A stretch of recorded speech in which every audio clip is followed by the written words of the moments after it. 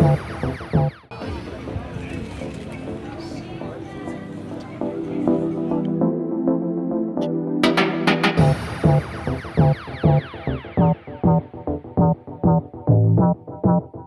Muhawenimana Marie Chantal, nkaba ndi umunyamwuga akorera mu kigo ca Mise Viva i Bujumbura, hama nkaba nkora ibijanye no gushariza abakenyezi, hama nkaba nkora ibijanye no gushariza amazu, gufuma ibitambara vy'intebe n'amameza, nkaba nkora n'utundi two ku maboko n'ibindi byo mw'izosi by'abakenyezi.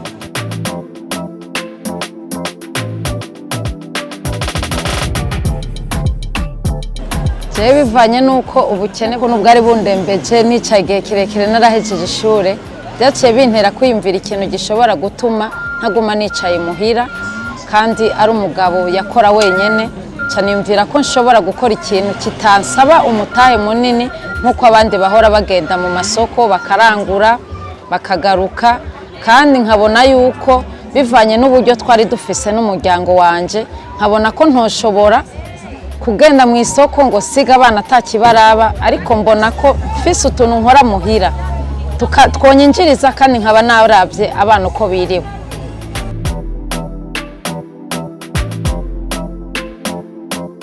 Mu bisanzwe mu kibano ntihabura abaguca intege, byarabaye, ariko aho ngeze ubu ndabona yuko bamwe bifuza kumenya aho nirigwa n'ibyo ndimo kugira ngo ndabigishe nabo biteze imbere.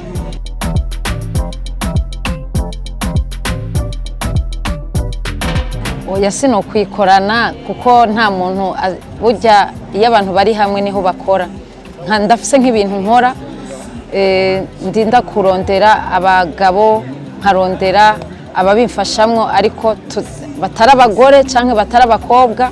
Hari ibikorwa biba bitegerezwa gukorana ko dukorana n'abagabo. Nk'akarorero ndatanga nk'izi sandare murabona n'iz'abadamu, izi yinye jewe ndafise abagabo dukorana bafise atelier, barakora amataro bakayaringaniza neza, nanje mba nafashe ubu bunyangari mu Kirundi nkabushirako modere wifuza kugira ngo ikirato kise neza, byose ndabikora. Nibi nshirako, hanyuma abagabo nabo bakamfasha gukora ibi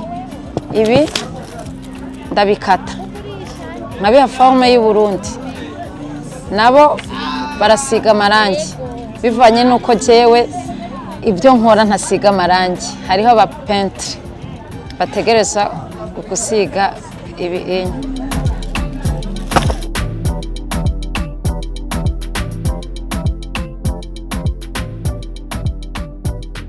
Umufasha wanje ko yari yavyakiriye bivanye nuko nawe asanzwe akunda, ari umunyamwuga, yarabifashe neza, ariko nawe niwe yifuza ahubwo kumfata mu mugongo cyane, kuko we yaciye ajya mu bindi bikorwa, ariko je nabandanije nkurikirana umwuga wiwe.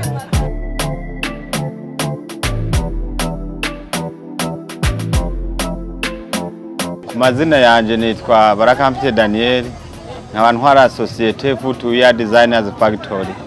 Isanzwe ifise icicaro muri zone Kinindo, quartier Kibenga, avenue numero 74.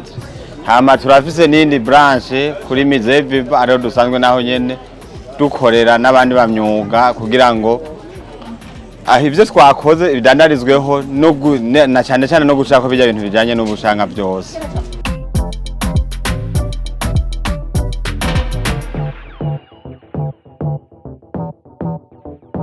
Twebwe mu bisanzwe ishirahamwe ryacu risanzwe arijya ugwaruka, difise ingabire zo gukora ibirato nkuko mubibona by'ubudede. Dukora ibintu byose bijanye na kwire no gushaka ibintu by'ubushanga kuri bijya birato bimwe bita ngo nibimasayi.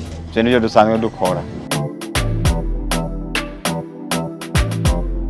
Chantal ni umwe mu bakenyezi dusanzwe dukorana, kuko no kucicaro gikuru c'ishirahamwe hariho abandi bakobwa bahakorera.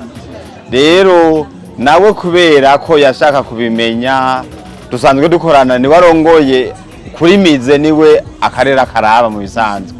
Rero bijya mwabonye byinshi by'ubudede nawe arabushirako. yego akadufasha gushirako twe tugakora ibindi nawe agafata agashirako burya by'ubudede. Rero niyo mpamvu tubona nk'iki twe turakora ibisigaye mugabo ubudede sitwe tubishirako kuko ibi kenshi twabigeneye abakobwa. Yego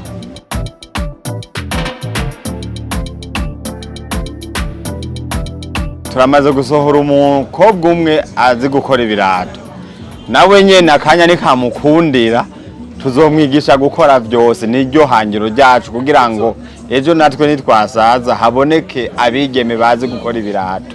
Iryo niryo hangiro dufise. Ubu aramaze kumenya gushirako ubu budede, rero mu nyuma n'ibindi nta kibuza katazomenya gukora ikirato cyose.